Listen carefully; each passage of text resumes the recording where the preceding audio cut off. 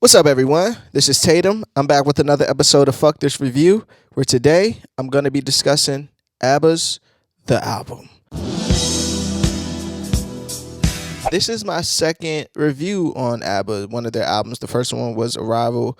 If you want to go check that one out, check it out. I figured I'd do another one just because I love the music that was on that one. I love the pop sound, quote unquote disco sound that everybody tells me it's not disco. But I did enjoy that album. So I was like, let me go into another. Let me go into the album. I got some people in the comments saying I should review this one. If there are any more albums you want me to review from them, let me know.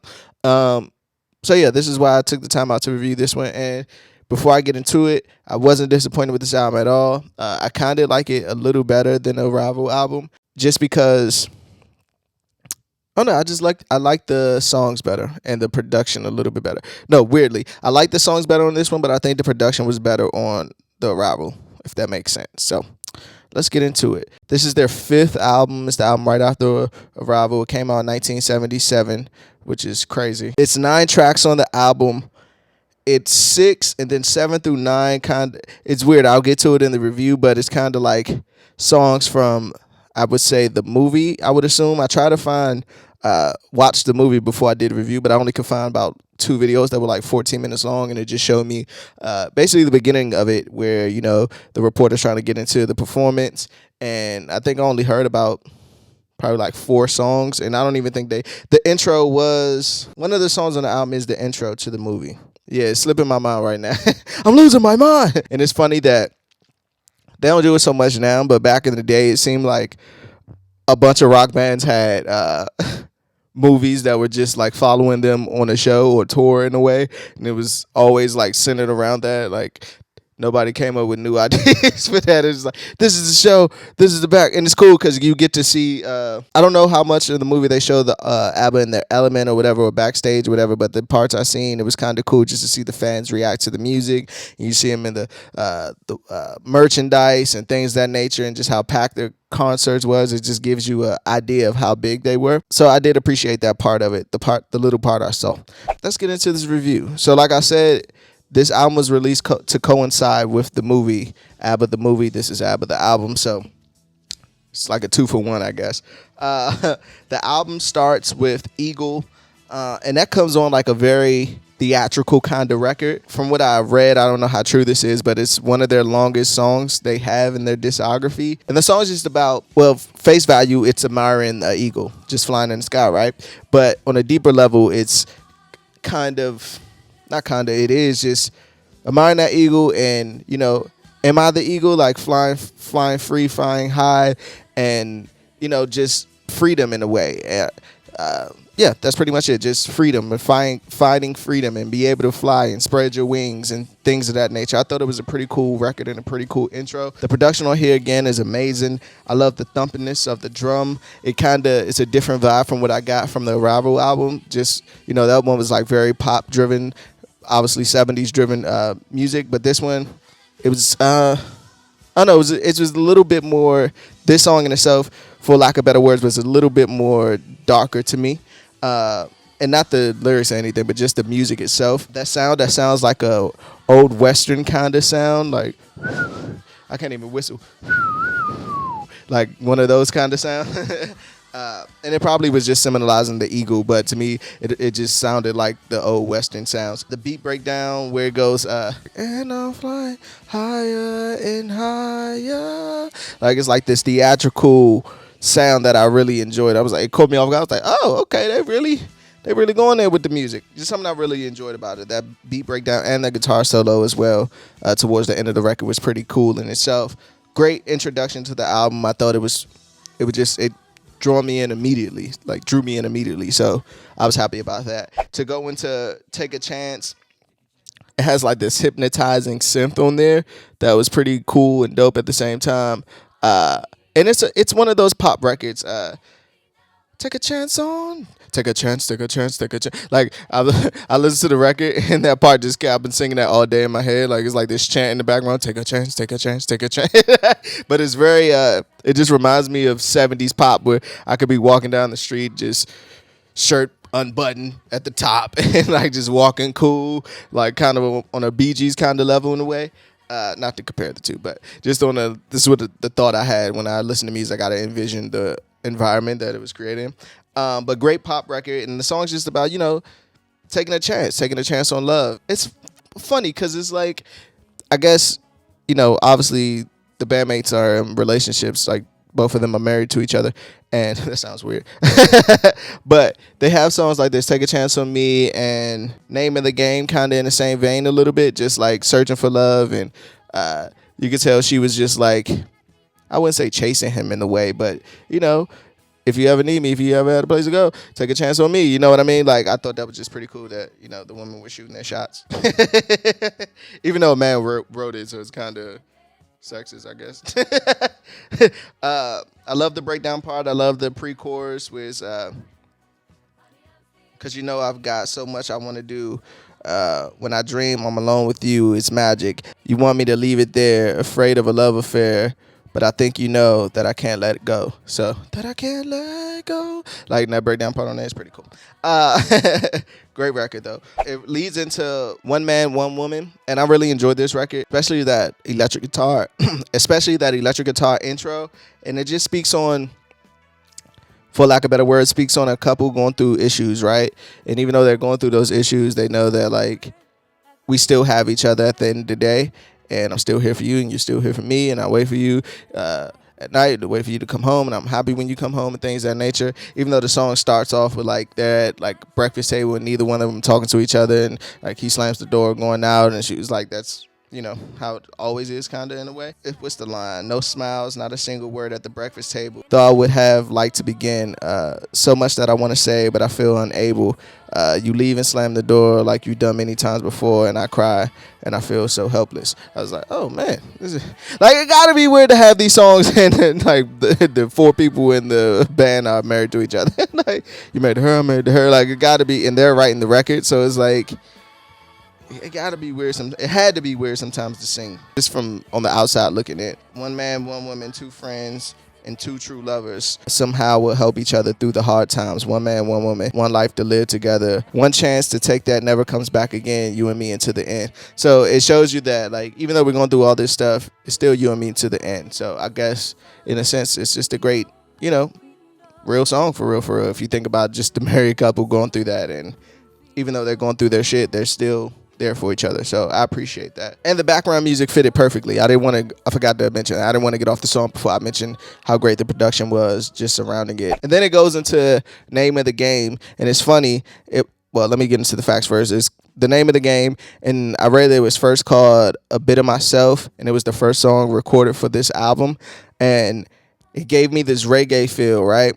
And when I was listening to it, before I did any research, this is what I do. I just listen to the music first, and then I go back and do the research on songs and things of that nature, or the stuff I can't find. And I was like, this beat reminds me of a Stevie Wonder kind of song. And sure enough, when I did research on it, they were inspired by Stevie Wonder's.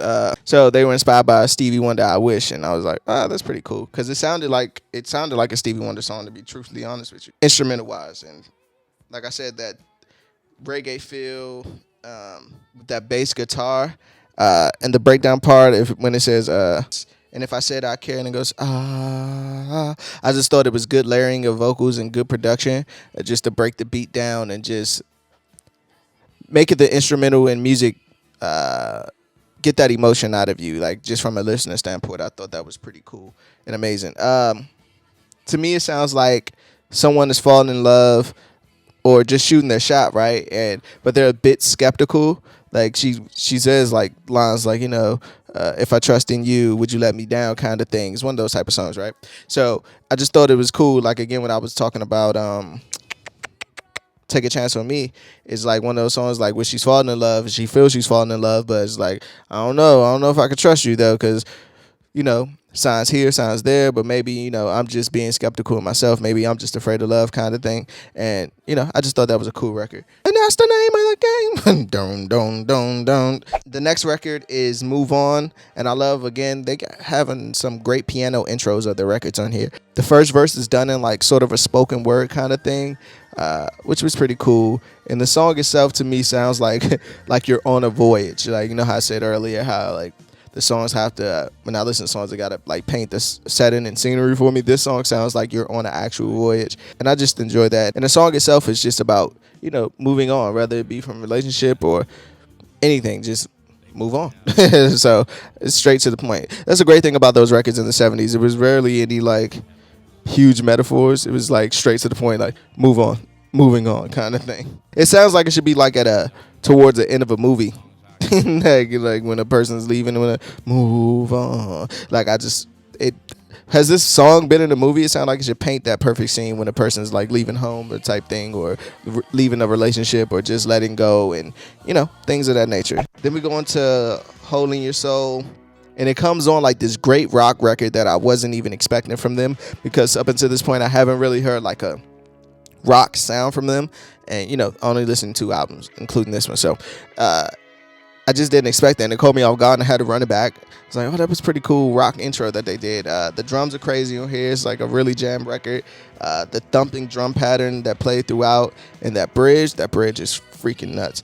And the song is just about, rock and roll being a savior. Like if you're feeling down and blah, blah, blah, you throw in some rock and roll, and you'll feel better and things of that nature. So I thought that was cool, because I don't even see them as a rock and roll band. So I thought that was cool. And that kind of sums up, like this is what I was talking about early in the intro. It kind of sums up the album 1 through 6, and then 7 through 8 I'll just lump them in together, and it sounds like I said, I didn't get to see the whole movie in its entirety, but it's the girl with the golden hair, and it's sort of like a story within the album. So it made me think like how, if you were alive back then and listened to it, how was this like presented at first? Because it seemed like they had this album, and then they had this other musical thing that was thrown at the end of the album, and it sounds completely different from everything else on the album. Like it's like this theatrical, really theatrical. It sounds like it was supposed to be on Broadway or a play or things of that nature. So it kind of threw me off at first, but I couldn't really find much backstory besides the movie, and I was like, I don't know how this ties in. If you know, let me know in the comments. But to me, I was like, this is throwing me off, because like if the album ended right there, what is this? But they have the song Thank You for the Music, and they talk about what she talks about. Obviously the story's about a girl like becoming a star, a music star, or just on that journey. And in the first record, Thank You for the Music, she talks about, how she could sing before she could talk, or dance before she could walk. And, just with every star, is like, I knew you were a star when you was a blah, blah, blah, blah, blah, just a baby and blah, blah, blah. I knew you was going to be something. They just discuss that kind of story and go into I Wonder. It seems like she kind of made it in a way, and then she comes back home and just reminiscing on things, but she's a little bit sad, for lack of better words, because she's like, did I make a mistake? Because my friends are getting married, and they have these quote unquote predictable lives, and they don't really have to worry about things, the just sporadic things that come with being an entertainer in a way. And did I make the wrong decision? And the final song, I'm a Marionette, which I kind of like, it was like, I'm a Marionette, na, na, na, na, na, na, na, na. And it's like this, you get theatrical, you can see people running on stage in my head like, I'm a Marionette, I'm a Marionette. But it seems like I'm in it now, and I'm a puppet to the game in a way, for lack of better words, or either the record company or just everybody who's milking off me. Like I'm just a puppet at the end of the day with all this shit. This is the dream I wanted, but now I just become a puppet. And that's just the way the album ends. So like those last 3 songs, it sounds like it's something missing from there. Please let me know in the comments, because it really threw me off, just those last 3 records. Not bad records, but it just threw me off with the scheme of the rest of the songs were on the album. Let me get into my best songs. I'm going to go with Eagle, Move On, and Name of the Game. And I like One Man, One Woman too, but those 3 are my favorite. Worst song, I'm going to just go with, it was hard for me to pick because I really enjoyed every song on here, but Take a Chance on Me, just because I could see myself getting tired of that song quicker, just because it's so commercial and so pop. Yeah. Best line, it says, they say a restless body can hide a peaceful soul, a voyager and a settler, they both have a distant goal. And I was like, oh, okay. Just off the poetry alone in that. Review-wise, fucks given, I'm going to give it a 3.5, 4. leaning towards the 4, but in that area. Yeah, let's wrap this shit up. In closing, I really enjoyed this album. I really thought it was put together well. Again, the last 3 tracks kind of threw me off, but it wasn't a far throw off that I was just like, throw this whole album away. But I would love to see if anybody got any links for the movie, because I would love to see like the whole story in its entirety. Or is it like a whole separate play? Like, see, that's the thing. I don't know. Like, it kind of just threw me off because we have these 3, we have these 3 records just at the end. And if they would have just left it at 6 tracks, I probably would have gave it like a 4.5 of 5. But since I was kind of thrown off, like listening to it in 21, it just, it is what it is. But great album nonetheless. Again, that production was great. The song structure was great. The singing was dope. Yeah, it was pretty cool.